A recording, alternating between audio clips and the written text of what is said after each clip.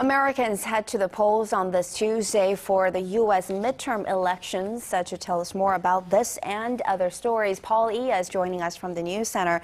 Paul, this is being seen as one of the most pivotal midterm elections in years, with the Democrats desperately trying to hold on to the control of Congress. Well, the result of this vote is expected to have far-reaching effects on the government and the country's path to economic recovery. 1/3 of the seats in the Senate are open, with most of the House of Representatives up for grabs. The latest polls are favoring Republicans as President Obama's numbers continue to fall. Our Connie Lee reports.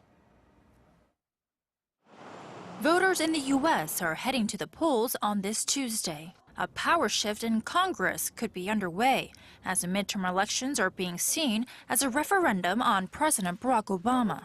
These midterm elections are an up or down vote on President Obama in terms of his stewardship of the economy, what's going on in foreign policy, and also his overall popularity. Many races are tight or too close to call, but recent polls have been forecasting Republican gains, with many showing them taking charge of both the House of Representatives and the Senate. Voters will be electing candidates for all 435 seats in the House and 36 seats in the Senate. If Republicans hold on to their current seats and add 6 more in the House, they will hold a majority and make it a tough final 2 years for the Obama administration. On the issue of the economy, a Pew Research Center poll shows more voters believe the Republicans would do a better job than President Obama. I don't think he's done a good job for what he said, and I don't think he was ever going to do a good job. But there are others who think the president has a decent record. I love him.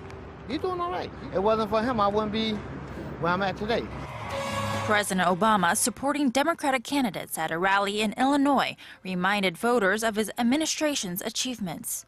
Over the past 4.5 years, our businesses have created more than 10 million new jobs. Housing market that was reeling is now rebounding. Auto industry that was wheezing is now roaring back. The Ebola crisis and America's involvement in the fight against Islamic State are also factors likely to affect this year's midterms. Connie Lee, Arirang News.